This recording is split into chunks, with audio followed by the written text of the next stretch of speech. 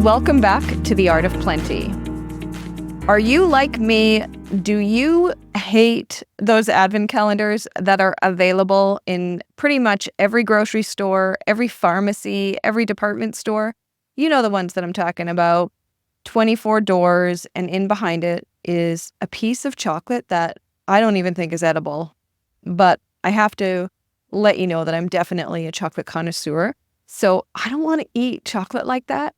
And furthermore, I don't want my kids eating chocolate like that every day. There are enough incredible treats and delicious baking that is happening that time of year. We don't need any more chocolate. But here's the deal. I think advent calendars are kind of awesome. So I'm going to share with you some of my advent calendars, and I'm going to rate them so that you can choose an advent calendar that maybe will fit for your family this year. Do you notice, if you are like me and you live in Canada, as soon as Halloween is done and you go down to a store, Christmas is exploding absolutely everywhere. And I know there's lots I could say about the commercialization of Christmas, but we're not going to get into that. And if you're in the States, you maybe don't have Christmas showing up yet because your Thanksgiving happens at the end of November, whereas ours is in the middle of October. So all around me, everything is telling me that Christmas is coming. The kids haven't totally got into it yet. I think it's because we've been so busy as a family. But pretty soon, they're going to be starting to talk about Christmas. Now, I wanted to get this episode out to you early because if you want to do anything with this information, you're going to need time before December to get organized. Because we are talking about advent calendars, which I guess they don't have to, but whenever I've done an advent calendar, it always starts on December 1st and lasts for the 24 days. Now, we have a few different traditions in our house when it comes to Christmas. And I'm sure that anybody that has a family has some similar traditions, provided Christmas is something that you celebrate. So there are traditions, there are things that we do in our house, and some of the things we do are things that we do year after year. I guess that's what makes it a tradition. But then we have other things that we do that we're not as rigorous in our commitment to them. So we may do them for a couple of years, and then we won't do them, or we'll switch them up. And then we often have things that are just kind of newbie to our Christmas lineup, meaning not something we've ever done before, but it's something that we're going to try out. And I find that the older my kids have gotten, the less flexible they are with some of our Christmas traditions. Like, for example, we often make this blueberry French toast recipe, which is super easy for breakfast. And the reason why it's super easy is because you can make it the night before, stick it in the fridge, and then in the morning when you get up, you just pop it in the oven for a half an hour and it's ready. And I know there's a lot of different types of I think they're called wife saver recipes, where there's some kind of breakfast dish made. But my kids really like French toast, and this blueberry French toast is incredible. So that's one of the things that it isn't something we've done their whole life, although my younger ones probably, but my older ones, I used to do things like cinnamon buns, and we had all sorts of different types of brunch things going on Christmas morning. But they all think that we've always done the blueberry French toast, and they're almost upset if we don't do it. So that's one of those things that has become a tradition that we now are doing on a regular basis, but it didn't start out this way. So I just want to highlight how important the traditions are for my kids. And I don't know if this is the experience in your household, but my sense of it is when kids have traditions, it increases their sense of security. It helps them to have a way of understanding what to expect. And it gives them a way to talk about their family and a way to talk about their family life when they have these things that they do. I think it also increases the excitement for it because they have that expectation and they know what's coming and they like it and they know what to expect. And I think that builds the intensity for them around Christmas. And also the sense of wonder. You know, they wait for certain things, they look forward to certain things. And back to the French toast, before it was a part of our Christmas routine, it was just something that we would make. But now that we've been making it consistently for Christmas, it's not usually a recipe that I really make any other time during the year, which is funny because before we were doing it for brunch on Christmas morning, we would make it throughout the year, again, because it's so easy and so delicious. But the kids now have these expectations around what our family does, and I know that it contributes to their excitement and their sense of wonder for Christmas.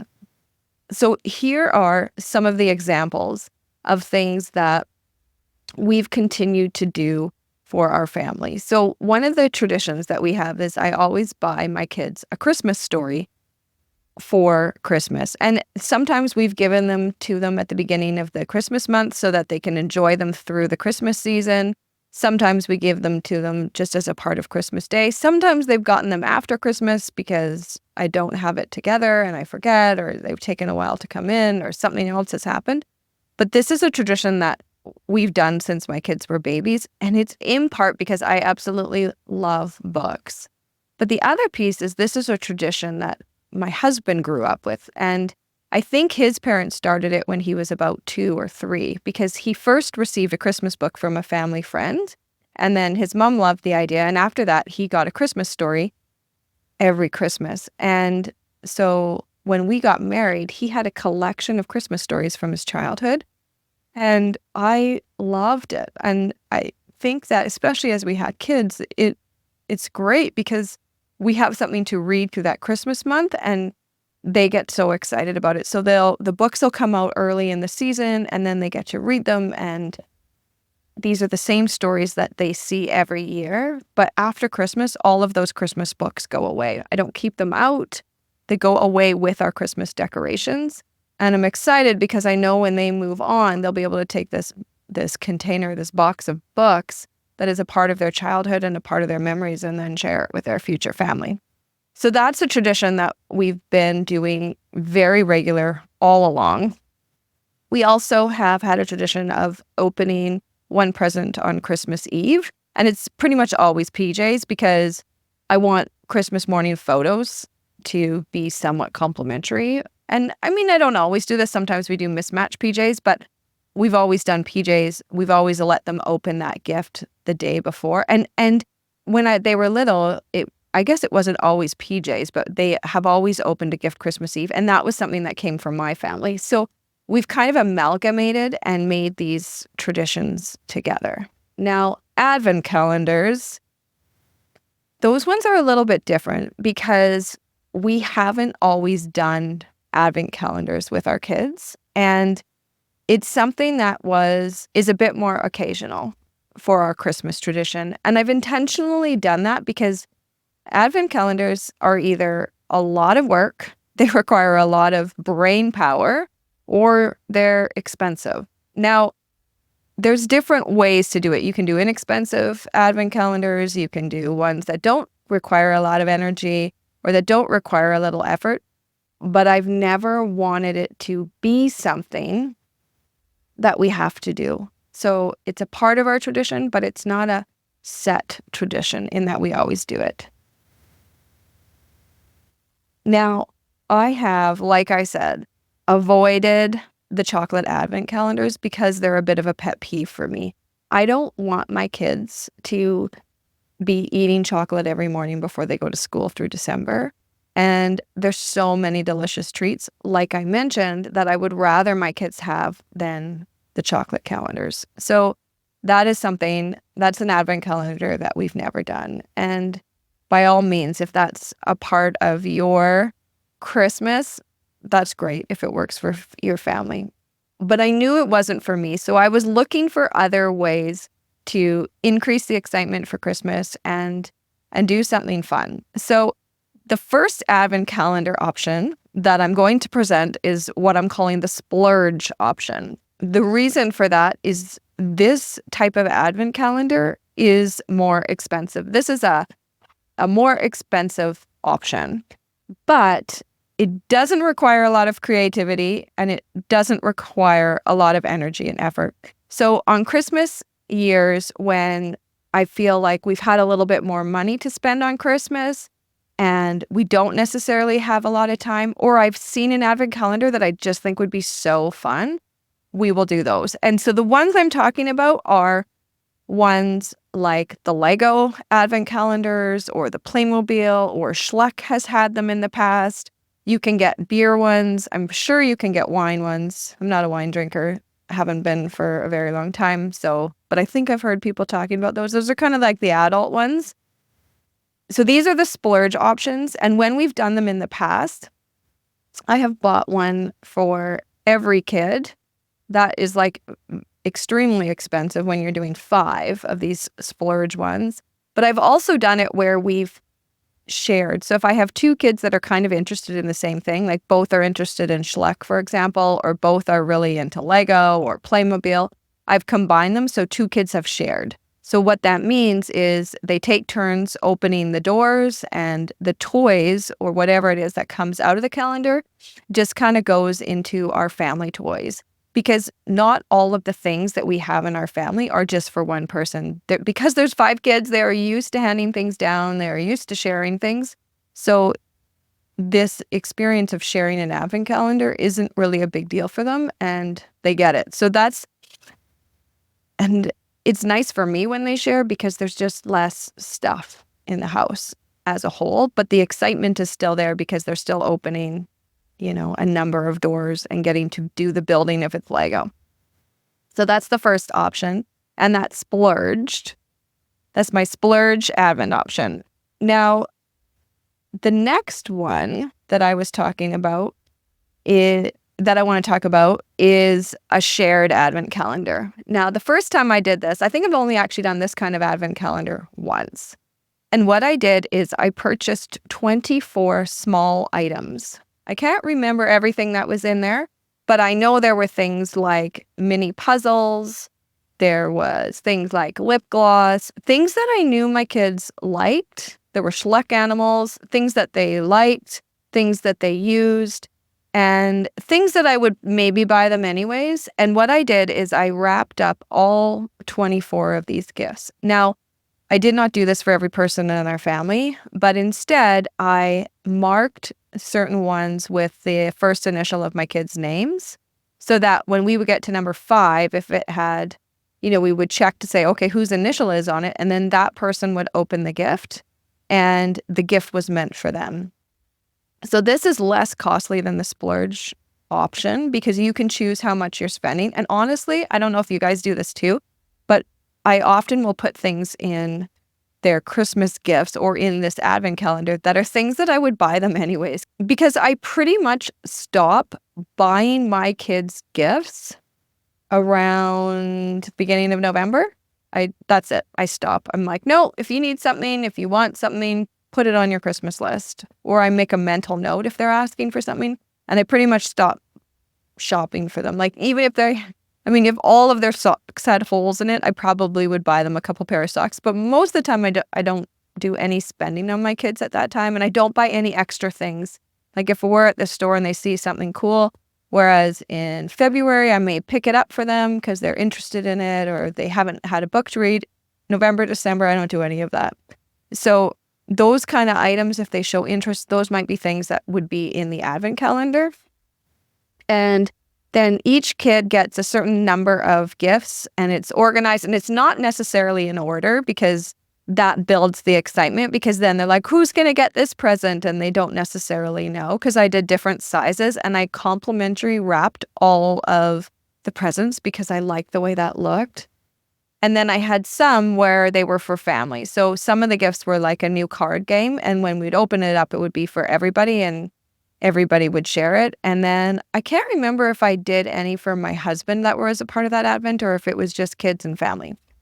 But this is a great Advent option because it doesn't cost as much as the splurge option, and you have ranges that you can spend. You can kind of decide what your limit is on what you want to spend on the calendar.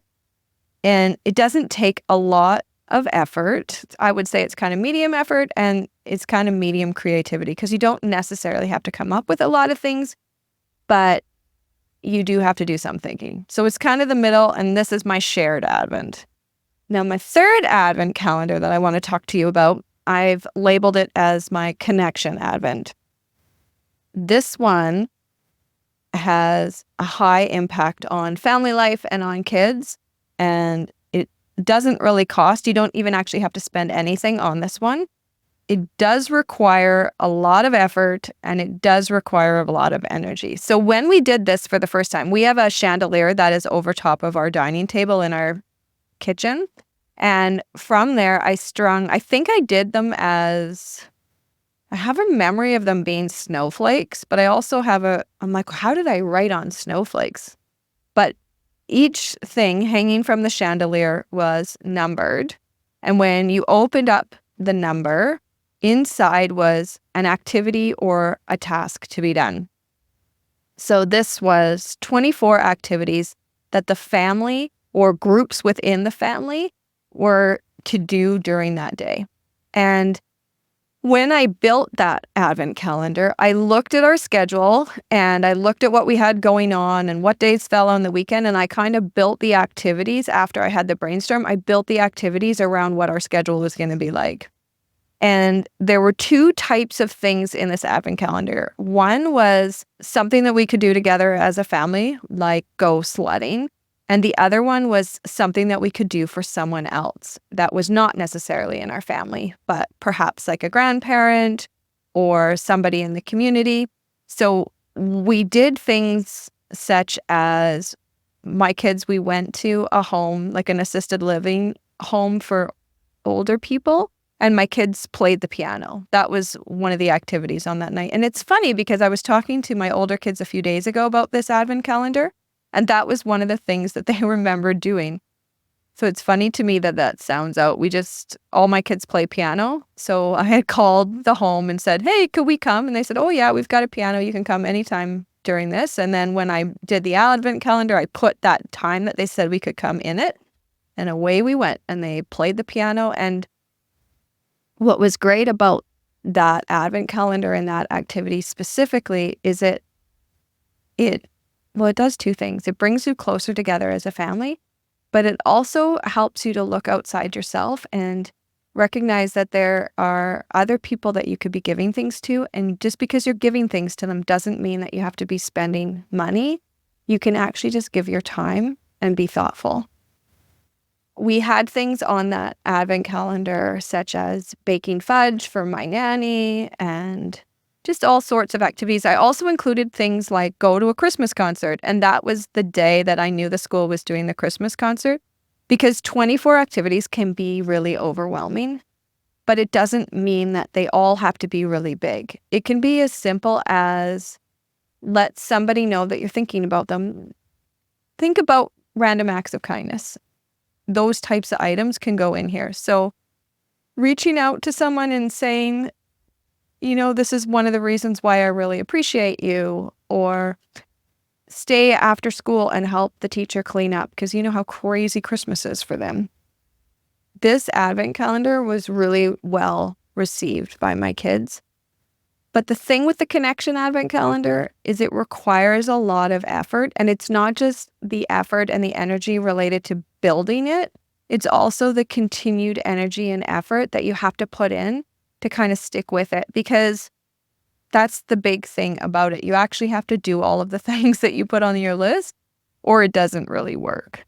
But the impact of it was phenomenal. And one of the reasons why I did that Advent calendar in the beginning was because as a family, I just really wanted to connect, and I wanted to spend Christmas connecting, because I think as a mom, I can get really busy doing all of the things to create Christmas rather than actually do Christmas with my family. And I'm not quite sure what I mean by that phrase, other than I wanted to be a part of actually doing things, not just planning things. And this Advent calendar gave us a lot of intention, me included, of really being together and thinking about things that we could do as a family throughout the entire month, not just planning for one day of Christmas celebration. Now, I've got one more Advent calendar that I want to talk to you about, because this one really meant a lot to me. It was done by a very good friend of mine about 5 years ago, and this one had a huge impact and is completely free. Doesn't really take a lot of creativity, but it is pretty high on effort because it requires quite a bit of thoughtfulness. So the name of this Advent calendar was called Advent of Blessing. And what my friend did is she posted on social media every day for 24 days. And each day she talked about a person in her life. So she kind of introduced who they were and why she was highlighting them in this Advent of Blessing. So she was naming somebody who had been a blessing to her in her life. And sometimes she would group people together, like if she had two friends, like for example, one of the people on her list were two friends that she went to university with. So both of those two people were in the same post for like day 4 or whatever day it was.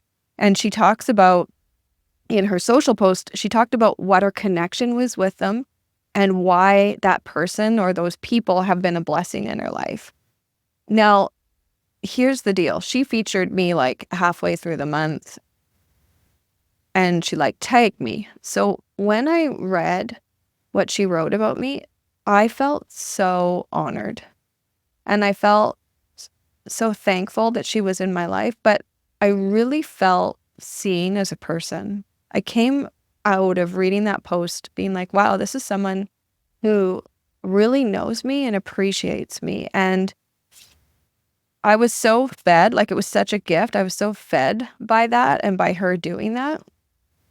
And this is not an Advent calendar necessarily for kids, although I do think that there would be an opportunity to tweak it, to think about, you could do that intentionally with your kids every day.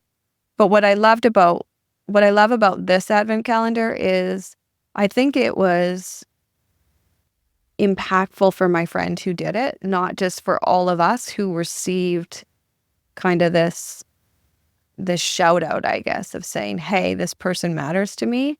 I think it has high impact both on the person who's creating it as well as the people that are receiving it. So that is your bonus Advent option. And I was thinking, well, does it have to be on socials or could you just message these people? And I'm torn about this and I'm back and forth because there's something really humbling and honoring about kind of the public announcement piece because you're saying, hey, this is what's great about this person, but you're saying it to everyone, not just that person. And there's something I think powerful about that, but there's some people that don't necessarily want, that public attention. So I think you could send just individual messages to those people.